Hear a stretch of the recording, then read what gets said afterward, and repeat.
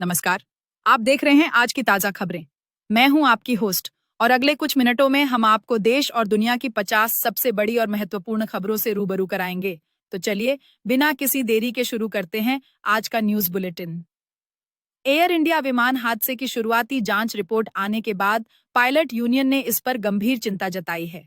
Union का आरोप है कि जांच में शुरू से ही पायलट की गलती मानकर चला जा रहा है, जो कि निष्पक्ष जांच पर सवाल खड़े करता है। हिमाचल प्रदेश में मानसून की लगातार बारिश तबाही मचा रही है।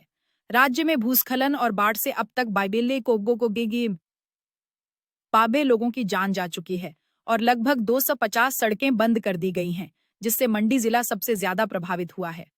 चुनाव अधिकारियों ने बिहार की चुनावी सूची में बड़ी धोखाधड़ी का पता लगाया है। सूची में नेपाल, बांग्लादेश और म्यांमार के नागरिकों के नाम पाए गए हैं, जिससे चुनावी प्रक्रिया की शुचिता पर गंभीर सवाल खड़े हो गए हैं। राष्ट्रपति ने राज्यसभा के लिए नए सदस्यों को मनोनीत किया है, जिसमें 26/11 मुंबई आतंकी हमले के मुख्य सरकारी वकील उज्ज्वल निकम का नाम भी शामिल है। यह न्याय और राष्ट्र सेवा के क्षेत्र में एक बड़ा सम्मान है। चेन्नई के पास डीजल ले जा रही एक मालगाड़ी में आग लगने से हड़कंप मच गया। इस घटना के कारण कई प्रमुख मार्गों पर ट्रेनों का संचालन घंटों तक बाधित रहा। केंद्रीय गृह मंत्री अमित शाह ने केरल के मुख्यमंत्री पिनाराई विजयन पर भ्रष्टाचार का आरोप लगाते हुए राज्य के लिए भाजपा के विकास विजन विकसित केरलम अभियान का अनावरण किया। सुप्रीम कोर्ट ने प्रतिबंधित संगठन एसआईएमआई पर लगे प्रतिबंध को हटाने की याचिका पर सुनवाई करने से इनकार कर दिया है, जिसका मतलब है कि संगठन पर बैन जारी रहेगा। उत्तर प्रदेश के मुख्यमंत्री योगी आदित्यनाथ ने कांवड़ यात्रा की तैयारियों को लेकर एक उच्च स्तरीय बैठक की और अधिकारियों को सभी जरूरी इंतजाम सुनिश्चित करने के निर्देश दिए। दिल्ली के चाणक्यपुरी में स्थित नेवी स्कूल और द्वारका के सीआरपीएफ स्कूल को बम से उड़ाने की धमकी मिली, जिसके बाद सुरक्षा एजेंसियां तुरंत हरकत में आ गईं। देश में चल रहे भाषा विवाद के बीच आंध्र प्रदेश के उप मुख्यमंत्री पवन कल्याण ने राज्य के लोगों से राष्ट्रीय एकता के लिए हिंदी सीखने की अपील की है। उत्तर प्रदेश के मुजफ्फरनगर में पुलिस और बदमाशों के बीच हुई मुठभेड़ में मुख्तार अंसारी गैंग का कुख्यात अपराधी शाहरुख पठान मारा गया। दिल्ली के तिलक नगर इलाके से एक चौंकाने वाली घटना सामने आई है, जहां दो दोस्तों ने आपसी विवाद में एक दूसरे पर चाकू से हमला कर दिया, जिससे दोनों की मौत हो गई। आज सावन के पहले सोमवार के मौके पर झारखंड के बैद्यनाथ धाम और वाराणसी के काशी विश्वनाथ मंदिर में भक्तों का तांता लगा रहा। मंदिरों में सुरक्षा के कड़े इंतजाम किए गए हैं। महाराष्ट्र सरकार द्वारा दिए गए 10% मराठा आरक्षण को चुनौती देने वाली याचिका पर आज सुप्रीम कोर्ट में अहम सुनवाई होगी। यमन में मौत की सजा का सामना कर रही भारतीय नर्स की फांसी को रोकने के लिए दायर याचिका पर सुप्रीम कोर्ट आज सुनवाई करेगा। भारतीय सिनेमा की जानी मानी अभिनेत्री बी सरोजा देवी, जिन्हें अभिनय सरस्वती भी कहा जाता था, का 87 वर्ष की आयु में निधन हो गया है। पुडुचेरी से एक दुखद खबर सामने आई है, जहां मिस पुडुचेरी का खिताब जीतने वाली मॉडल सैन रेचेल ने आत्महत्या कर ली है।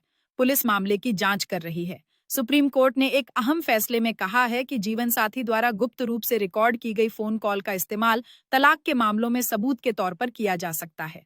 अमेरिकी राष्ट्रपति डोनाल्ड ट्रंप ने एक बड़ा फैसला लेते हुए यूरोपीय संघ और मेक्सिको से होने वाले आयात पर 1 अगस्त से 30% टैरिफ लगाने की घोषणा की है, जिससे वैश्विक व्यापार में तनाव बढ़ने की आशंका है।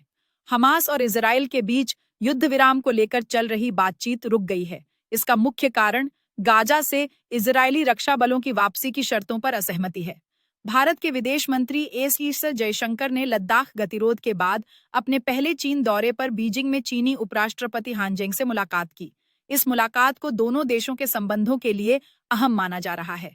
पूर्व अमेरिकी राष्ट्रपति डोनाल्ड ट्रंप ने रूसी राष्ट्रपति व्लादिमीर पुतिन पर तीखा हमला बोलते हुए कहा कि वे अच्छी बातें करते हैं, लेकिन रात में लोगों पर बमबारी करते हैं। फ्रांस के राष्ट्रपति इमैनुएल मैक्रो ने देश के रक्षा बजट को 2027 तक एक दशक पहले की तुलना में दोगुना करने की घोषणा की है, जिससे सैन्य खर्च में 6.5 बिलियन यूरो की वृद्धि होगी। यूक्रेन की सुरक्षा सेवाओं एसबीयू ने दावा किया है कि उन्होंने कीव में एक एसबीयू कर्नल की हत्या में शामिल 2 रूसी एजेंटों को एक विशेष अभियान में मार गिराया है। जर्मन चांसलर फ्रेडरिक मेर्ज ने फिलिस्तीनियों को दक्षिणी गाजा के एक शिविर में स्थानांतरित करने की इजरायल की योजना की कड़ी आलोचना की है। उत्तर कोरिया के नेता किम जोंग उन ने यूक्रेन के खिलाफ युद्ध में रूस को अपना बिना शर्त समर्थन फिर से दोहराया है। जापान के सबसे उत्तरी प्रांत होक्काइडो में एक अखबार डिलीवरी मैन पर घातक हमले के बाद पहली बार भूरे भालू को लेकर अलर्ट जारी किया गया है। चिकित्सा सूत्रों के अनुसार गाजा पट्टी में रिहायशी इलाकों और विस्थापन शिविरों को निशाना बनाकर किए गए इजरायली हवाई हमलों की एक श्रृंखला में इन्नसेंट फिलिस्तीनी मारे गए, जिनमें बच्चे भी शामिल हैं। सीरिया ने दुनिया के सबसे बड़े बंदरगाह ऑपरेटरों में से एक Dubai ports world DP world के साथ $800 मिलियन के एक रणनीतिक समझौते पर हस्ताक्षर किए हैं, जिसका उद्देश्य देश में बंदरगाह के बुनियादी ढांचे और लॉजिस्टिक्स सेवाओं को मजबूत करना है। फ्रांस से एक हैरान करने वाली घटना सामने आई है, जहां कई मामलों में सजा काट रहा एक कैदी अपने साथी कैदी के बैग में छिपकर जेल से भागने में कामयाब रहा। अपने 100वें जन्मदिन के कुछ ही दिनों बाद मलेशिया के पूर्व प्रधानमंत्री महाथिर मोहम्मद को थकान के कारण अस्पताल में भर्ती कराया गया है। सूडान के पश्चिमी प्रांत उत्तरी कोर्दोफान में अर्धसैनिक रैपिड सपोर्ट फोर्सेज (आरएसएफ) द्वारा किए गए हमले में 11 नागरिक मारे गए, जिनमें 3 बच्चे भी शामिल हैं। अमेरिका के केंटकी राज्य में हुई गोलीबारी की एक घटना में संदिग्ध सहित कम से कम 3 लोगों की मौत हो गई और कई अन्य घायल हो गए। फुटबॉल की दुनिया से बड़ी खबर, चेल्सी ने पेरिस सेंट जर्मेन (पीएसजी) को 3-0 के बड़े अंतर से हराकर फीफा क्लब वर्ल्ड कप का खिताब अपने नाम कर लिया है। मोतीलाल ओसवाल फाइनेंशियल सर्विसेज ने 14 जुलाई से शुरू हो रहे हफ्ते के लिए सुज़लॉन और ग्लेनमार्क फार्मा को टॉप स्टॉक पिक्स के रूप में अनुशंसित किया है, जिसमें अच्छी तेजी की उम्मीद है। दिल्ली पुलिस ने एक ऐसे ऑटो ड्राइवर को गिरफ्तार किया है जो जानबूझकर अपना ऑटो खराब होने का नाटक करता था और फिर यात्रियों को लूट लेता था। इंडोनेशिया का 11 वर्षीय लड़का रेयान अरकान ढिका अपने अनोखे बोट रेसिंग डांस की वजह से दुनिया भर में वायरल हो रहा है। मौसम विभाग ने उत्तराखंड के कई जिलों में अगले 48 घंटों के लिए भारी से बहुत भारी बारिश का रेड अलर्ट जारी किया है। सरकार ने लोगों और पर्यटकों से सतर्क रहने और नदियों के पास न जाने की अपील की है। केंद्र सरकार ने आज नई अंतरिक्ष नीति 2025 को मंजूरी दे दी है। इस नीति का मुख्य उद्देश्य अंतरिक्ष क्षेत्र में निजी कंपनियों की भागीदारी को बढ़ावा देना और भारत को एक वैश्विक अंतरिक्ष शक्ति के रूप में स्थापित करना है। मुंबई में लगातार हो रही बारिश ने एक बार फिर शहर की रफ्तार थाम दी है।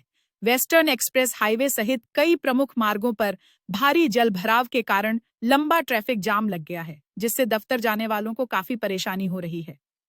टेक की दुनिया से बड़ी खबर, एप्पल ने अपने आगामी आईफोन 17 के कुछ नए फीचर्स की घोषणा की है। बताया जा रहा है कि इसमें अब तक का सबसे तेज प्रोसेसर और बेहतर कैमरा तकनीक होगी। ओपेनहाइमर की सफलता के बाद मशहूर निर्देशक क्रिस्टोफर नोलन ने अपनी अगली बड़ी फिल्म की घोषणा कर दी है। यह एक साइंस फिक्शन थ्रिलर होगी, जिसकी शूटिंग अगले साल शुरू होगी।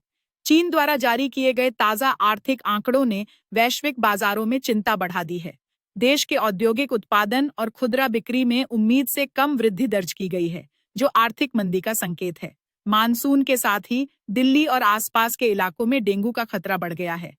पिछले एक हफ्ते में मामलों में तेजी से उछाल आया है, जिसके बाद स्वास्थ्य विभाग ने लोगों को मच्छरों से बचाव के उपाय करने की सलाह दी है।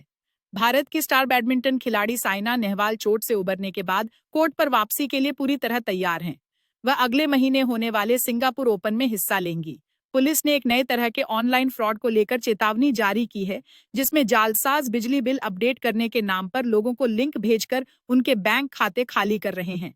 ब्राजील के अमेज़न वर्षावन में इस साल फिर से आग लगने की घटनाओं में वृद्धि हुई है। पर्यावरणविदों ने इसे लेकर गहरी चिंता व्यक्त की है और सरकार से तत्काल कार्रवाई की मांग की है। संयुक्त राष्ट्र ने चेतावनी दी है कि सूखे और संघर्ष के कारण पूर्वी अफ्रीका के कई देशों में लाखों लोग गंभीर खाद्य संकट का सामना कर रहे हैं। तत्काल मानवीय सहायता की अपील की गई है। चंद्रयान 3 की ऐतिहासिक सफलता के बाद इसरो अब अपने अगले मून मिशन चंद्रयान 4